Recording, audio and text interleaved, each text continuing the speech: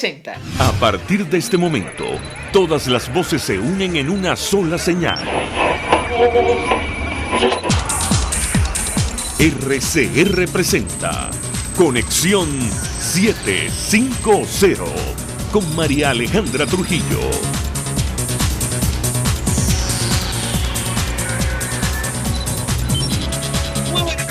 Radio Caracas Radio, lo mejor este viernes 29 de mayo del año 2020. Todo el equipo que trabaja para ustedes a partir de esta hora los saluda. Variada y abundante información que compartir y analizar, como es costumbre en la tarde de hoy. Avances significativos sobre el expediente Venezuela, anunció la fiscal de la Corte Penal Internacional, Fatou Bensouda, en un encuentro digital con eurodiputados. La funcionaria aseguró que espera resolver la evaluación sobre la jurisdicción de la materia en el curso de este año. Habrá que ver cómo termina este capítulo. Recordar que la fiscal, o mejor dicho, la fiscalía, en el exilio, ONGs, la OEA, varios países de la región, incluyendo Canadá, vienen promoviendo la denuncia por delitos de lesa humanidad cometidas en Venezuela desde el año 2014. Hablaremos al respecto durante la tarde de hoy. 12 toneladas de ayuda humanitaria, gestionada por Naciones Unidas, llegaría al país este viernes para hacer frente a la emergencia agravada por la pandemia de COVID-19. Por cierto, un día más se registraron protestas en Caracas y en otros estados del país por falta de agua potable, fundamental para hacer frente a la epidemia. Esto lo decimos nosotros. Varios datos. El presidente de Colombia, Iván Duque, destacó la importancia de la Operación Orión en la lucha multilateral contra el tráfico ilegal de drogas, en momentos en los que se conoce de la detención de al menos 3 narcosubmarinos por acción de la Armada y la Guardia Costera norteamericana, que se presume habrían salido de costas colombianas, según publicó Forbes. Y el presidente de los Estados Unidos, Donald Trump, anunció el fin de su relación con la OMS. Hablaremos al respecto la tarde de hoy. Además, el gobierno norteamericano aparentemente interrumpió el envío de combustible iraní a Venezuela, aplicando sanciones a 2 buques de bandera liberiana de una empresa griega que tenía como destino nuestro país, tal y como lo publicó The Wall Street Journal. Lo cierto es que el enviado especial de esa nación para Venezuela, Elliot Abrams, ha ofrecido declaración al respecto. Entre otras cosas, él ha dicho que le ha advertido a los gobiernos extranjeros, puertos, compañías navieras, aseguradoras que podrían enfrentar severas sanciones si ayudan a la flotilla de petroleros de Irán que lleva combustible a Venezuela. Esto es Conexión 750, comenzamos. ¿Qué está pasando en este país? Y saludamos vía telefónica a nuestro primer invitado, Javier Ignacio Mallorca. Es periodista con especialización en criminalística, forma parte del Observatorio de Crimen Organizado, está al frente del portal, la página web Crímenes sin Castigo. Javier Ignacio, un gusto conversar contigo. Buenas tardes. Buenas tardes, María Alejandra. Un placer hablar nuevamente contigo y a la orden. Pues mucho interés de hablar acerca de varios temas. Te pediría una primera valoración o análisis sobre este despliegue de militares norteamericanos en territorio colombiano a partir del próximo lunes para luchar contra el narcotráfico, que se suma a la denominada Operación Orión, una operación o despliegue multilateral en el Caribe con el fin de luchar contra el tráfico ilegal de drogas. Te escuchamos. Sí, María Alejandra. Bueno, te confieso que este despliegue de lo que llaman la Brigada de Asistencia de Fuerza de Seguridad, SFAB, por sus siglas en inglés, resultó bastante sorpresivo, toda vez que, es un cuerpo élite, bajo la figura de asesoría, se va a desplegar 4 áreas que han sido previamente delimitadas por el gobierno del presidente colombiano Iván Duque. Cuando uno revisa el desarrollo del programa de estas áreas que se llaman zonas futuro, efectivamente había un discurso del gobierno colombiano en cuanto a la necesidad de reforzar el tipo de seguridad y transformar las economías que se llevaban a cabo en esas áreas por actividades legales. Cuando nos referimos a la zona futuro, estamos de acuerdo con una información suministrada por el alto comisionado para la paz del Bajo Cauca antioqueño, el sur de Córdoba. Hay unos parques nacionales, hasta Montalbano, pero lo que más preocupa es que este despliegue estará en zona futuro de Arauca, fronterizo con Venezuela, y del Catatumbo, es decir, el área que está por Río de Oro, fronterizo con Venezuela, pues. Esto ha sido interpretado como una especie de provocación por que estaban incorporados al programa de consolidación de la zona futuro. Me refiero específicamente a el partido FARC. De hecho, este partido, que obviamente se forma de los acuerdos de paz de La Habana, emite un comunicado el día de ayer en el que señalan que el despliegue de la SFAD, la Brigada de Asistencia, enviada desde el Comando Sur, es una provocación y que básicamente obedece a un interés de intervenir en el territorio venezolano. Esto es lo que dice el partido FARC.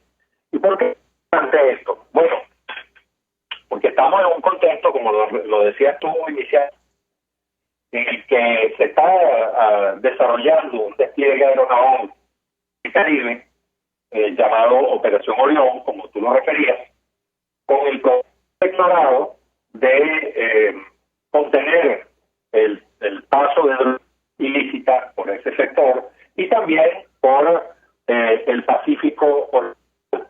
Es decir, toda la costa del Pacífico, que es, y esto hay que señalarlo, el mayor corredor de drogas desde Sudamérica hacia Estados Unidos. No Caribe. El área del Caribe, que es en la que más énfasis se ha puesto por razones obvias, es la de menor paso, la de menor porcentaje de drogas. Sin embargo, bueno, entendemos que desde el punto de vista de interés geopolítico, el despliegue militar aeronaval en el Caribe y ahora una especie de efecto pinza en el Arauca colombiano y en el Catatumbo colombiano, debe ser visto, digamos, originar alguna preocupación dentro del gobierno de Maduro, una más, por si fueran pocas, y tiene que ser vista, incluso monitoreada con mucho interés, ¿no? Porque allí se van a desarrollar operaciones. Entendemos que hay este contingente que viene durante 4 meses, está conformado por 800 hombres. Digamos que no es que sean muchos para de la geografía que se pretende abarcar, pero que obviamente ellos no van a ejercer directamente las operaciones, sino que van en calidad de asesores, ¿no?, a esta brigada de asistencia de fuerza de seguridad. Hay que decir una cosa, después de que se conforma, digamos que la FARC y aparece esta nueva FARC con Iván Márquez y Jesús Santrich, después que se ha hecho toda esta denuncia sobre la presencia, por lo menos de Jesús, en territorio venezolano y específicamente en el municipio de Libertador, el 23 de enero, y cuando simultáneamente se están llevando traslados de petróleo por parte de buques iraníes hacia distintos geografías venezolanas, pues es imposible, María Elena, pensar que estas decisiones que se vienen tomando en cuanto a la operación y en cuanto al despliegue de estos 800 hombres en Colombia, sino un propósito de interdicción antidroga. Es decir, uno tiene que pensar que esto tiene otros propósitos además del que ha sido formalmente declarado. Ahora, yo te pregunto, Javier Ignacio, porque en este artículo que mencionábamos de la revista Forbes, que es especializada en el mundo de los negocios y las finanzas, ellos hablan acerca de, bueno, justamente la detención de tres narcosubmarinos en 4 días, en un periodo de 4 días durante el mes de mayo por acción de la Armada y la Guardia Costera norteamericana.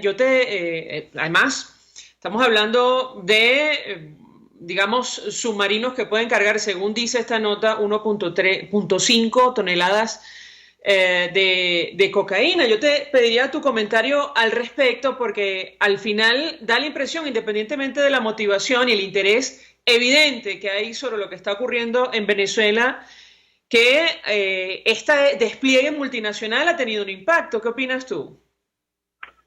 No, sin duda, y desde luego que desde el lado del presidente Duque y desde el lado del sur hay un interés especial en divulgar los llamados éxitos, los goles que están dando a las redes que trasladan drogas de sur a norte. Eso es, Alejandra. Una operación aeronaval de las magnitudes como la que se está llevando a cabo en el Caribe, digamos, representa, por decirlo así en términos gráficos, tratar de matar un mosquito. Todos estos, los hablan los de los narcosubmarinos, en realidad son semisumergibles. Son como, son embarcaciones que la mitad de su cuerpo va sobre el agua y la obviamente va sumergida, pero permanece así. Parece submarino en el área del Golfo de Venezuela. El año, y esto digamos no ha sido convenientemente dicho, se detectó la fábrica de este tipo de embarcaciones, la detectó el ejército. Entonces, digamos, justificar la presencia de este contingente creciente, además de militares estadounidenses en el Caribe y en Colombia, con el propósito declarado de atacar las redes de traficantes, es como, digamos, es como una exageración, ¿no? Sería simplemente una operación policial bien montada para lograr los mismos objetivos. Por eso es que uno piensa que hay algo más que lo que se ha dicho ahora. Eso por una parte. Y por la otra, esto que se está desarrollando y en el Pacífico Oriental, sumado al despliegue este cuerpo élite estadounidense en las áreas llamadas zonas futuras, unido además, María Alejandra, a los efectos que ha tenido la pandemia sobre los traficantes, van a ocasionar en lo inmediato dos efectos que han sido adelantados en algunas publicaciones. En primer lugar,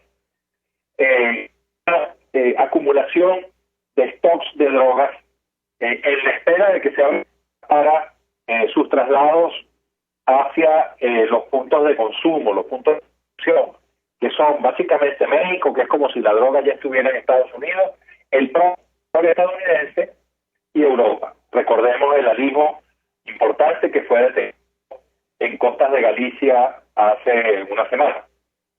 Entonces, se está acumulando ¿en dónde? Bueno, obviamente que en el lugar de producción de cocaína en este momento, que es Colombia, pero también en una gran caleta, que es río venezolano, específicamente en el área de Apure y el sur del lago Zulia, que es de donde están partiendo la mayoría de los vuelos ilícitos. Entonces, se está produciendo acumulación, pero también se está produciendo, María Alejandra, un desplazamiento de las redes de traficantes hacia el territorio que ellos perciben, digamos, más benévolo, más blando, con mayores capacidades de lograr éxito en sus propósitos, que es el territorio venezolano. Si bien es cierto que las autoridades, con el Ministerio de la Defensa y el CEOFAM a la cabeza, han divulgado y ya pongo comillas, neutralización de 4 aeronaves, lo cierto es que de acuerdo con cifras extraoficiales eso no era lo que pasa por Venezuela en una semana. Es decir, aquí entrando una frecuencia de vuelos ilícitos que es interdiaria. Se presume que la mayoría de esos vuelos tienen el propósito de trasladar droga. Entonces, María Alejandra, para resumir, tenemos esto, ¿no? Acumulación de stocks que eventualmente podrían ser, digamos, el detonante de violencia en esos lugares que están acumulando. Y en segundo lugar, el desplazamiento de redes de traficantes a todo lo que ellos perciben como más benévolo, más blando, donde tienen mayores posibilidades de éxito solar. Finalmente, Javier Ignacio, quiero aprovechar el contacto para hablar acerca de la denominada Operación Gedeón, que tantos comentarios ha generado. Tú dedicas parte de, un artículo, una disertación en la página Crímenes y Castigos en relación a este tema. Lo último que ha surgido, y tú me corregirás si me equivoco, es que en un momento determinado se utilizó una avioneta perteneciente a un empresario chavista que se enriqueció con el chavismo, con lo cual da la impresión, y hay toda clase de detalles sobre personas vinculadas al régimen venezolano que participaron, da la impresión activamente en este tema, que, bueno, al final se transformó en una operación dirigida justamente por el régimen venezolano. Yo te pediría tu comentario, qué información manejas tú al respecto. Esto no tiene nada que ver, esta supuesta incursión marítima con peñeros a nuestro país, con lo que está ocurriendo en Colombia, y me refiero al despliegue militar norteamericano para cooperar en la lucha contra el narcotráfico. ¿Qué puedes decirnos? Bueno, María Alejandra, en este mundo todo está interconectado. Todo, lo digo, aunque es un cliché, lo digo porque en este momento, digamos, ¿a qué me refiero? En primer lugar, que la llamada operación en lo personal, quien te habla cree que es un sobre el cual todavía falta mucho por decir, mucho por investigar. Desde luego, cuando las cosas que se han dicho en su gran mayoría perturbadas por el ánimo de propaganda, pues obviamente que las como que se alejan y quedan cubiertas por una bruma que es necesario desde el punto periodístico despejar.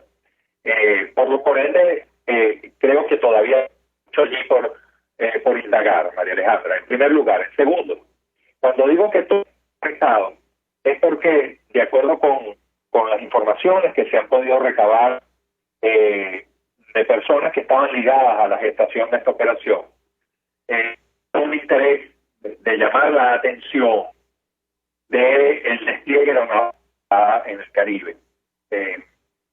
Hay una especie de cálculo equivocado en el sentido de que esta gente por lo menos le vendió a un grupo que terminó participando en la operación y que ahora está en las mazmorras del Sevilla y del sí, que cuando ellos llegaran a territorio venezolano y tuvieran sus primeras y tempranas victorias, pues esto, de acuerdo con este cálculo, llamaría la atención de los estadounidenses que están allí en el Caribe y que son como unos 8,000.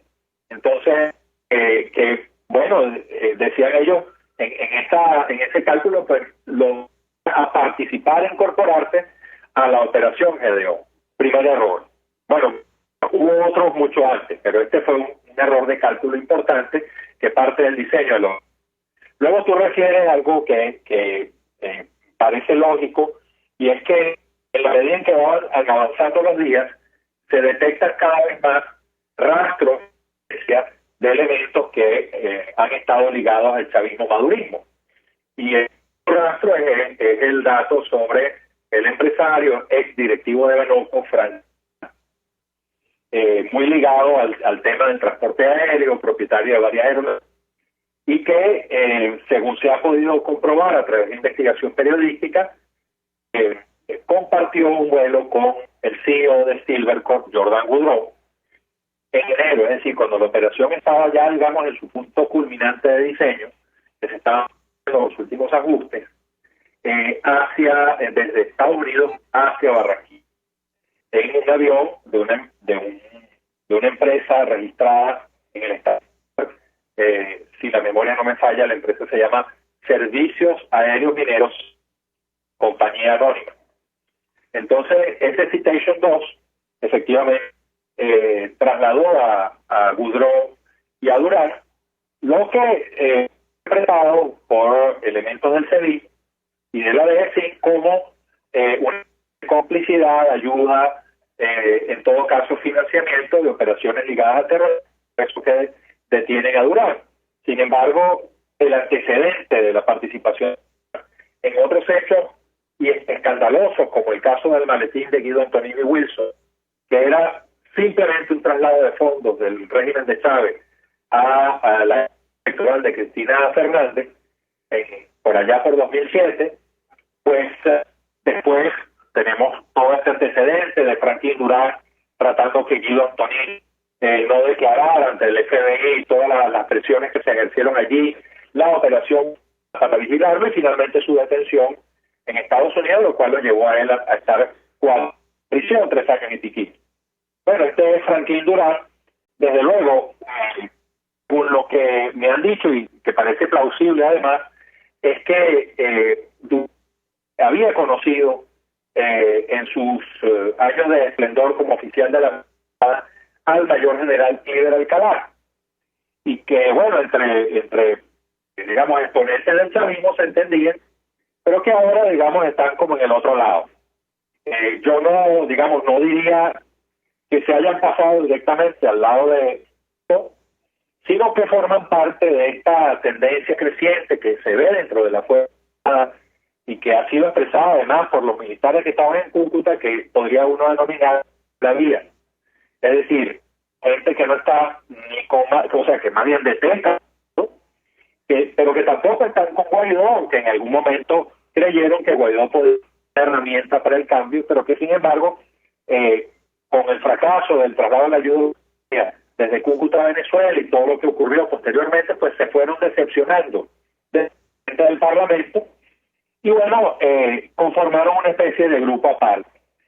Hasta que en octubre, noviembre, la gente que estaba conformando entiende que puede obtener un beneficio de una aproximación a Guaidó, aproximación netamente pragmática.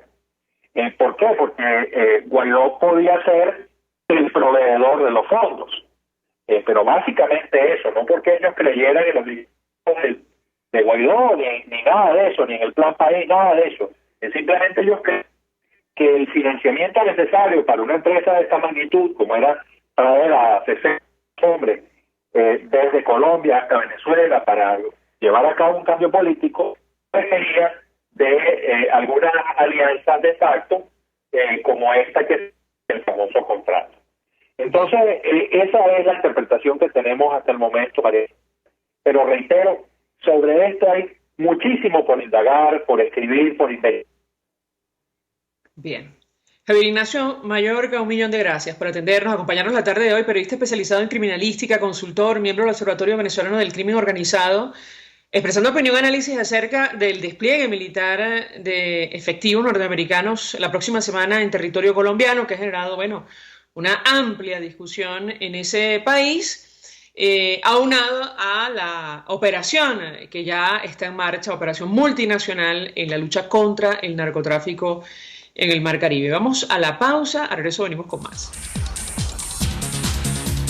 Usted escucha Conexión 750 con María Alejandra Trujillo, solo por RCR 750 AM.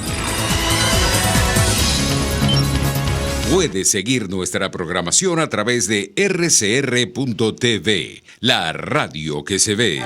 Mensaje del ingeniero Kenick Navarro, presidente del FOMPRES CIB. Apreciado colega ingeniero, arquitecto y afín, el Fondo de Previsión Social del Colegio de Ingenieros de Venezuela, FOMPRES CIB, diseñó para la protección de tu salud el Sistema Integral de Previsión Social. El mismo tiene a tu disposición beneficios de la solvencia, asistencia primaria de salud, el plan de salud con coberturas de acceso VIP, todos estos planes pensando en la protección de tu familia. Para mayor información visita fomprescib.net.be, Colegio de Ingenieros de Venezuela, construyendo futuro. Mis amigos, una empresa comprometida y responsable con su personal es una empresa segura, y Produzca es la compañía pionera en Venezuela que ofrece la mayor cantidad de equipos de comprobada calidad para garantizar la seguridad integral de toda la nómina industrial de cualquier empresa. El catálogo de Produzca es inmenso, todo tipo de guantes, cascos, accesorios y productos varios de protección para tu personal. Conoce más de Produzca en www.produzca.com. Produzca, seguridad en tu empresa de los pies a la cabeza. El poder de la comunicación en tus manos. Conexión 750 con María Alejandra Trujillo. Solo por RCR 750 AM. Continuamos, amigos, en Conexión 750. Comentábamos con ustedes esta información sobre el caso de Venezuela, el expediente abierto por posibles delitos de lesa humanidad en nuestro país. Aparentemente hay avances. Habrá una determinación a finales de este año, al menos así lo declaraba Fatou Bensouda, fiscal de esta instancia judicial, en un encuentro digital con eurodiputados para hablar acerca del tema. Saludamos a Luis Izquiel, abogado penalista, investigador sobre crimen organizado, profesor de criminología, quien conoce perfectamente este tema. Gracias por atendernos. Buenas tardes. Hola, María Alejandra, ¿cómo estás? Muy buenas tardes. Bien, le pediría una reacción inicial de su parte acerca de este anuncio. ¿Qué podemos esperar? ¿Qué expectativa tiene usted en lo personal? Lo que se va a determinar, según decía la fiscal, es la jurisdicción de la materia en el curso de este año, es decir, la investigación o no por delitos de lesa humanidad en nuestro país de la Corte Penal Internacional. ¿Lo escuchamos? Ciertamente, María Alejandra. Hay que recordar que acá la Corte Penal Internacional está abierto un examen preliminar, así se denomina según el Estatuto de Roma, en la etapa en la que estamos ahorita, o la que está el gobierno venezolano, por presuntos crímenes de lesa humanidad cometidos acá. Luego, la fiscal, esa decisión sobre la cual se refirió hoy, vendría a ser la posibilidad o no de iniciar formalmente una investigación, o no. En esta etapa se encuentra evaluando las circunstancias. Ella tiene que evaluar distintas circunstancias. Una de ellas que existan presunciones ciertas de que acá se han violado masivamente los derechos humanos y se han cometido crímenes establecidos en el Estatuto de Roma. Eso por una parte. Por la otra parte, tiene que también evaluar si en Venezuela hay la posibilidad, de conformidad con el estado de nuestra justicia, de abrir causas por estos presuntos crímenes de lesa humanidad y que en realidad se aplique la justicia, que exista un estado de derecho. Ella tiene que evaluar eso, porque hay que recordar que la Corte Penal Internacional es una instancia supletoria de las instancias nacionales. Cuando hay las condiciones para que las instancias nacionales juzguen los crímenes de lesa humanidad, entonces la jurisdicción internacional no entra en juego. Ahora, repito, ella lo que está evaluando ahorita, entre otras cosas, es si en Venezuela existe Estado de Derecho. Si acá, por ejemplo, el Tribunal Supremo de Justicia es independiente, si los tribunales son independientes o dependen del Ejecutivo Nacional o de un partido político. Y bueno, yo creo que ya la mayoría, el grueso de los venezolanos sabemos la respuesta a eso. Pero en este caso, eso es lo que ella está evaluando. Si me permite, Luis Izquiel, tenemos un extracto de la declaración que ofrecía la fiscal Fatou Bensouda en esta interacción digital con eurodiputados. Vamos a escuchar al traductor. La voz es un hombre, pero ella se escucha al fondo. Ella se dirige a los eurodiputados, entiendo, en inglés. Escuchamos lo que decía sobre el caso Venezuela, lo que va a decidir, y yo le pediría un comentario. En lo que respecta a Venezuela, permítame situar un poco el contexto. Querría recordar que hubo Argentina, Canadá, Colombia, Paraguay y Perú quienes presentaron el tema el 27 de septiembre del 2018, hace no todavía 2 años, donde apuntaban a supuestos crímenes cometidos en el territorio de Venezuela desde el 2014. Querría señalar que mi oficina ha estado trabajando en este expediente desde que nos llegó la instancia correspondiente y hemos avanzado en nuestra evaluación sobre los supuestos crímenes en Venezuela, sobre si constituyen, en el sentido del Estatuto de Roma, lesa humanidad. La oficina ha estudiado con detenimiento la información que documenta la solicitud. Es información que nos llega en inglés y en español. Esto también supone un gran trabajo para nuestros recursos de traducción.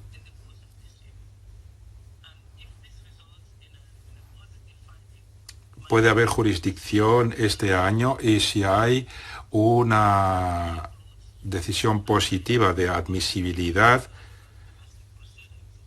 se iniciarán los procedimientos domésticos de rigor. Bien, quisiera el comentario de nuestro invitado, ¿cuáles son los procedimientos de rigor? Si procede, si avanza esta investigación, si encuentra la fiscal argumentos para iniciar, un expediente, un proceso en el caso de Venezuela. Lo escuchamos. Bueno, fíjate, María Alejandra, ella dijo allí que está evaluando la posibilidad de jurisdicción. Eso dentro del punto de vista del derecho significa que ella está evaluando la capacidad de juzgar, si tiene facultades o no de juzgar los hechos denunciados como crímenes de lesa humanidad en Venezuela. Y esa evaluación pasa por lo que te decía anteriormente. Si acá en Venezuela hay, vamos a decir hipotéticamente, un Estado de Derecho, y aquí hay la posibilidad de juzgar esos presuntos crímenes de lesa humanidad que se cometieron en nuestro territorio, ella no tendría jurisdicción. ¿Por qué? Porque la jurisdicción es la capacidad de juzgar, y en este caso la capacidad de juzgar la tendrían los tribunales venezolanos, si tuviesen independencia, ¿no? Si tuviesen credibilidad, y aquí hubiese la posibilidad de aplicación de justicia. Entonces, esa es la evaluación que ella está haciendo. Evidentemente, nosotros sabemos la respuesta. Acá no hay independencia del Poder Judicial.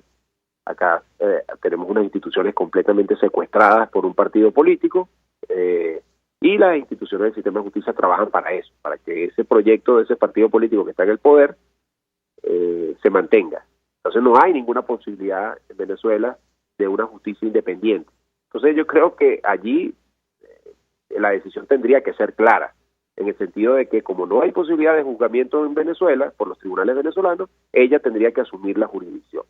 Entonces ahí quería resaltar 2 cosas. Primero, que ella recordaba que este caso se abrió por iniciativa de varios gobiernos latinoamericanos, y eso ocurre por primera vez en la historia. Nunca ningún Estado había presentado una denuncia por hechos ocurridos en otro Estado. Es la primera vez desde que se creó la Corte Penal Internacional. Y en segundo lugar, recordaba que esto ocurrió en el año 2018, y para los venezolanos, incluyéndome, a veces produce desesperación la lentitud con la que actúan estas instancias internacionales. Pero déjeme decirle que más bien, si se produce una decisión este año, eso sería un récord, sería algo muy rápido, porque estas son instancias que van a paso de tortuga. Nunca van al paso que las víctimas lo requieren. Esa es una de las fallas que tiene el tema de la justicia internacional. Pero repito, que se haya solicitado en 2018 y que haya un pronunciamiento en 2020, para los tiempos en que se maneja en la Corte Penal Internacional sería algo muy rápido. Doctor Luis Isquiel, 1.000.000 de gracias por atendernos, acompañarnos y ayudarnos a entender el alcance de esta declaración que ofrecía la fiscal de la Corte Penal Internacional, Fatou Bensouda, en relación al expediente de Venezuela. Simplemente recordar que el informe presentado por la OEA, avalado por estos gobiernos que ella mencionaba de América Latina, incluyendo Canadá, habla de delitos como el asesinato como crimen de lesa humanidad, tortura, encarcelación, privación grave de libertad como crimen de lesa humanidad, persecución sistemática generalizada, crisis humanitaria como herramienta de persecución, ausencia de justicia en Venezuela, entre otros. Está en el informe que elaboró el secretario general de la OEA y que está en manos de la Fiscalía de la Corte Penal Internacional. Vamos a la pausa y al regreso venimos con más. Estás en sintonía de Conexión 750, solo por RCR 750 AM. Sintonícenos a través de Periscope, @RCR750, la radio que se ve. Mensaje del ingeniero José Peraza, tesorero del FOMPRES CIB. Estimado colega ingeniero, arquitecto y profesional afín, el Colegio de Ingenieros de Venezuela y el Fondo de Previsión Social, preocupado por la salud de tu familia, ha diseñado un sistema de salud integral que coloca a tu disposición y que contiene asistencia primaria de salud, ambulancia, hospitalización, cirugía, oftalmología, dermatología, fisioterapia, psicología, odontología, farmacia y funerario. Para mayor información, visítanos a nuestros portales cib.net.be, fomprescib.net.be, Colegio de Ingenieros de Venezuela, construyendo futuro. En Global Therap, Centro de Rehabilitación Física, aplicamos tratamientos personalizados para todas las edades con equipos de última tecnología que te aseguran una rápida recuperación. Atendemos esguinces, fracturas, lesiones deportivas, desgarros musculares y lesiones de rodilla. Búscanos en el Centro Comercial Multiplaza Paraíso, nivel empresarial 2. Teléfono 0212-461-9370. Global Therap y despídete del dolor. RCR 750 AM, porque lo bueno une.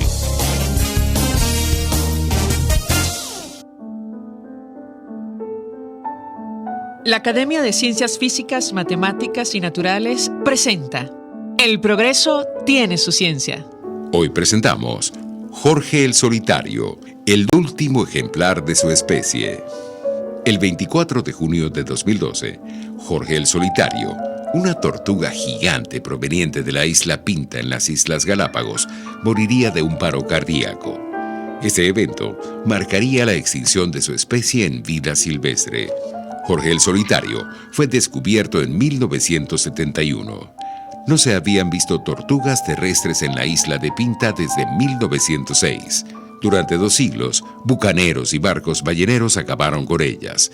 Jorge fue trasladado a la estación biológica Charles Darwin en la isla de Santa Cruz y allí permaneció en un largo cautiverio en solitario, apenas mostrándose de vez en cuando ante los turistas.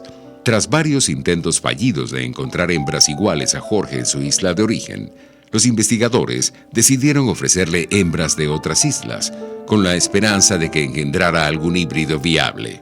No obstante, Jorge no mostró interés en ellas. Entonces, se contrató a una joven investigadora suiza con experiencia en reproducción asistida en zoológicos quien, con diversas técnicas, logró apenas despertar la sexualidad de Jorge. A los pocos meses, la joven suiza debió partir y Jorge volvió a su usual ostracismo. Jorge murió sin dejar progenie. Pero al año siguiente de su muerte, se publicó un trabajo que confirmaba la existencia de tortugas gigantes en otra de las Islas Galápagos, cuyo ADN provendría de ancestros de Jorge el Solitario. Se presume que habrían sido trasladadas desde la isla Pinta siglos atrás por los mismos bucaneros y balleneros. Este hallazgo abre la posibilidad de, al menos, restablecer poblaciones de tortugas gigantes muy parecidas a Jorge el Solitario en la isla de Pinta. El progreso tiene su ciencia. La Academia de Ciencias Físicas, Matemáticas y Naturales presentó El progreso tiene su ciencia. RCR 750 AM, porque lo bueno une. María Alejandra Trujillo te acompaña en Conexión 750, solo por RCR 750 AM. Claro y raspado. Continuamos, amigos, en Conexión 750 y en teoría el próximo lunes comienza una flexibilización de la cuarentena en nuestro país. Hay expectativa en torno a este tema porque avanza la pandemia de COVID-19 y no se ha resuelto el problema de los servicios públicos, tampoco el acceso a la gasolina. Para hablar acerca de estos temas saludamos a Cipriana Ramos, fue presidenta de Consecomercio. Gracias por atendernos. Buenas tardes. Buenas tardes, María Alejandra. Saludos y gracias a ustedes por el contacto. Pues mucho interés de conocer su opinión acerca del tema que nos ocupa en esta parte del programa. ¿Qué expectativa tiene usted en lo personal en torno a esta flexibilización de la cuarentena en nuestro país? La escuchamos. Sí, nosotros consideramos que esa flexibilización tiene que darse porque ya el sector comercio y todo el sector empresarial y los trabajadores necesitan percibir ingresos. Creo que es más seguro que vayamos a un negocio establecido, que vayamos a una oficina que cumple con los requerimientos básicos de bioseguridad, a tener que estar en las casas donde no tenemos agua. Es más seguro ir a nuestras oficinas de trabajo y no estar en la calle vendiendo y repartiendo alimentos o medicinas o repuestos sin ninguna norma de seguridad.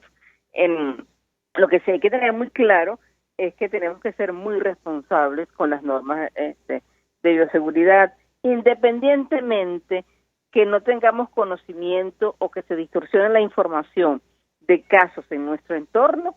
Hay que ser cuidadosos. Y cuando usted dice hay que ser cuidadosos, ¿a qué se refiere? Tenemos que mantener las normas de bioseguridad, o sea, no puedes relajarlas. El que te digan que tú puedes ir el lunes a una entidad bancaria, no significa que tú puedes salir de tu casa ya sin la protección, o sea, sin tener tu tapaboca. Tienes que guardar el distanciamiento, y eso no se está haciendo en estos momentos, porque vemos cómo en zonas de alto volumen de tráfico de personas que pueden llegar caminando tranquilamente, como es un Maiquetía, Cachalamar, en Caracas, en Catia, en Petar, en Quinta Crespo, vemos cómo la gente está transitando, buscando alimentos, buscando medicina, buscando un repuesto, buscando cualquier cosa que necesitas. Y allí no hay ningún distanciamiento social. Cuando tú limitas el tiempo en la calle de las personas hasta las 12 del día, tienes más aglomeración a cuando tenemos todo el día para hacerlo. Porque entonces yo preferiría ir en la mañana o ir en la tarde, pero no voy a ir en el momento en que haya mucho más gente. Entonces ya uno como ciudadano se va organizando. Entonces tú dices, bueno, yo voy a ir a comprar a las 2 de la tarde porque hay menos gente, o a las 4 de la tarde cuando hay menos gente. Entonces eso es lo que hay que organizar. Por allí hay un cronograma que tiene muchos días circulando, y hoy circuló con mucha fuerza, donde hay un cronograma de actividades. Hoy se está diciendo, no hay nada oficial, todo es elucubración, que pudiera ser la banca la que va a trabajar el lunes. Ya parece que dijeron que el sector construcción, ¿Aló? Sí, adelante, la escucho, el sector construcción. El sector construcción, o sea, que pudieran salir. Yo creo que cuando somos una cadena, somos unos eslabones que vamos unos con los otros. O sea, el transporte necesita el taller. En el taller no hay 50 o 100 personas laborando. Una venta de repuesto tú puedes organizar las ventas. O sea, si ese vehículo se te daña, ¿a qué taller lo vas a llevar? ¿Dónde vas a comprar el repuesto? Si estás trabajando y necesitas una rema de papel, un bolígrafo, ¿en qué librería lo vas a comprar? O sea, si estás en la calle y necesitas alimentos, ¿a qué restaurante vas a acudir? Entonces es peor, estás consumiendo alimentos en la calle que no tienen ningún control sanitario. Yo creo que lo que tenemos es que organizarnos todos, tanto los empresarios como los ciudadanos, como nosotros los consumidores y los ciudadanos, a comenzar a operar, comenzar a trabajar cumpliendo normas, que son normas básicas de higiene, que tienes que extremarlas un poquito más, porque sabes que se no puedes estar pasando las manos por los pasamanos, independientemente de que los acaben de limpiar. Entonces, uno tiene que organizarse, y en esa organización va a estar el éxito de regresar a nuestras actividades. Además, María Alejandra, cuando ves las cifras y te dicen los casos comunitarios versus los casos importados. Ves que los casos comunitarios son muy pocos. Entonces es el ingreso de personas, llámese por la frontera, por los aeropuertos, aquellos vuelos que están autorizando, por donde están llegando los casos. O sea, aquí en Venezuela los ciudadanos hemos sido responsables con nuestro entorno y hemos sido responsables en nuestras comunidades. Bajo el supuesto de que esas cifras sean ciertas. Bueno, y lo digo, es decir, no lo digo yo. No, tú lo dijo recientemente Human Rights Watch y la Universidad Johns Hopkins, lo ha advertido la Academia Nacional de Ciencias Físicas Naturales en Venezuela, ¿sí? Ciencias físicas, matemáticas y naturales. Y bueno, en general existe esa preocupación, pero en todo caso, yo le preguntaría, porque da la impresión que, bueno, en las actuales circunstancias, el equipo de Nicolás Maduro va a retomar esto de la dolarización parcial de la economía. Ya ocurre de facto que, bueno, en las bombas de gasolina, donde algunos tienen acceso al combustible, cobran en divisa extranjera. Freddy Bernal ya asomó que van a cobrar el gas doméstico, por ejemplo, en Táchira también en dólares. Yo le pedí un comentario de su parte en torno a este tema, porque lo cierto es que es una situación que no está resuelta. Los trabajadores siguen ganando en bolívares, o al menos los trabajadores públicos, los pensionados que reciben $2 mensuales en nuestro país. ¿Qué puede decirnos sobre este tema? Sí, los pensionados y los trabajadores públicos son los más afectados en esta dolarización, porque ellos siguen recibiendo de sus bolívares que les están pagando. Por eso es que nosotros, el sector empresarial, pedimos retomar nuestras actividades, porque nuestros trabajadores, además del salario que todavía la mayoría está pagando, pero que no sabemos hasta cuándo lo vamos a poder pagar, necesitamos esos ingresos. Entonces, cuando tú me hablas de dolarización, la dolarización de la gasolina es una dolarización, además de facto corruptelar, porque yo no veo que le estás pagando a quien está suministrando el combustible a la bomba, porque inclusive creo que hasta ni siquiera le pagan. Cuando yo he preguntado cuánto le pagas al bombero, no, o sea, no, ahí no me dicen son 10, son 20, son 100, o sea, lo que usted me quiera dar, que después de hacer, por lo menos en Vargas, después de hacer 2 o 3 días de colas para poder surtir tu tanque de combustible. O sea, no es posible que un camión tenga que hacer una cola para surtir gasoil, cuando se decía que gasoil todavía teníamos en el mercado.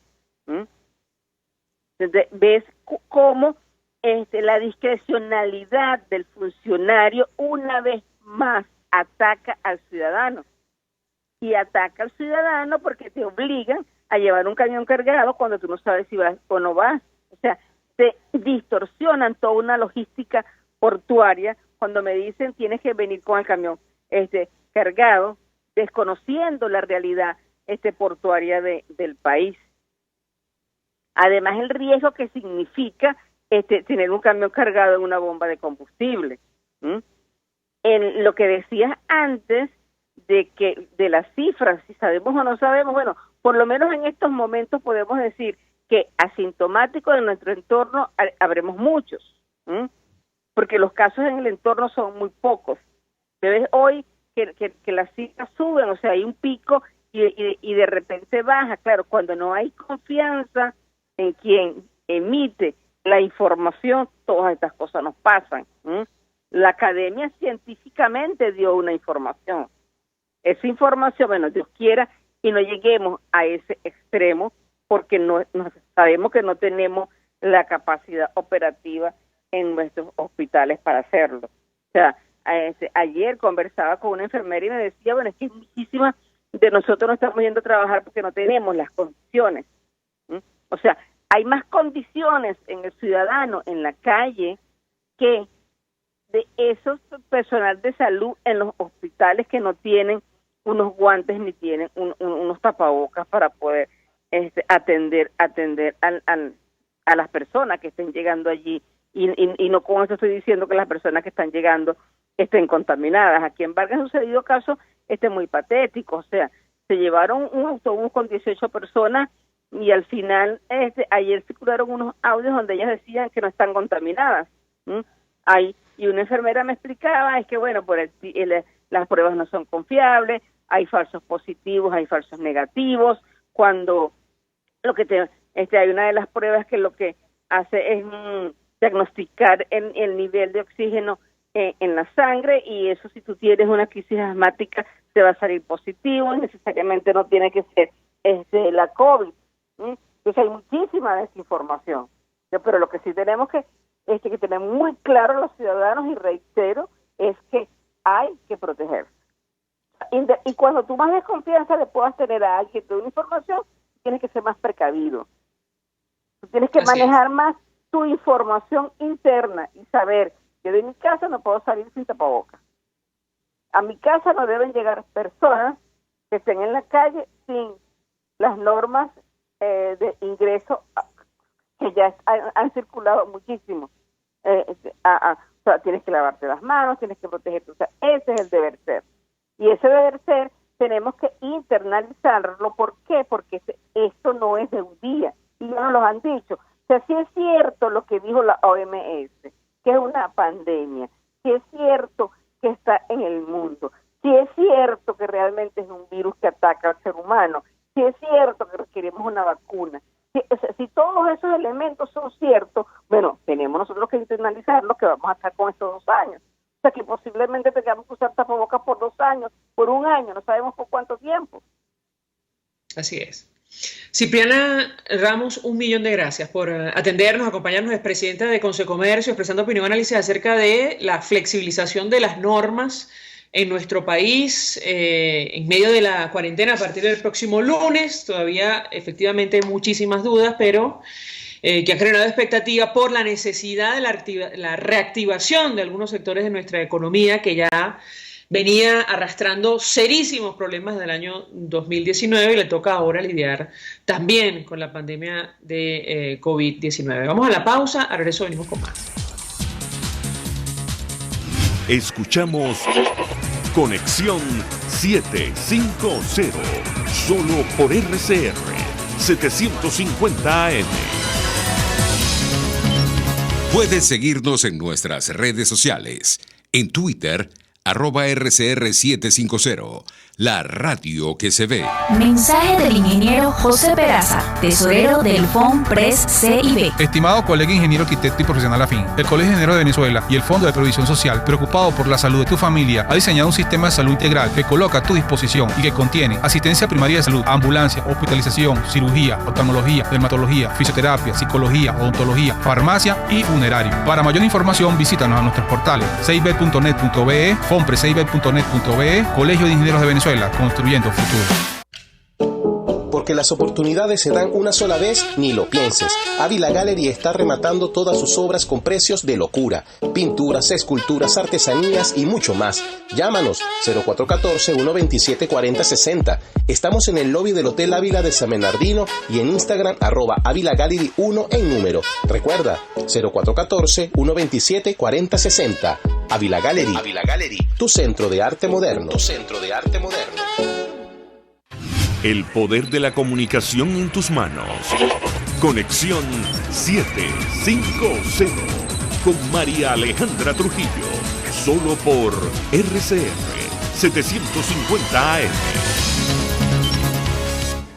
Continuamos, amigos, en Conexión 750. Se nos ha agotado el tiempo, nos despedimos. Lo hacemos a nombre de Jaime Nestares en la dirección general de la estación, en la gerencia de producción Willy Calla, en la producción César Umbría, en los controles Víctor Mejías, quien tuvo el inmenso placer de acompañarles, María Alejandra. El Fondo de Previsión Social del Colegio de Ingenieros de Venezuela presentó. RCR presentó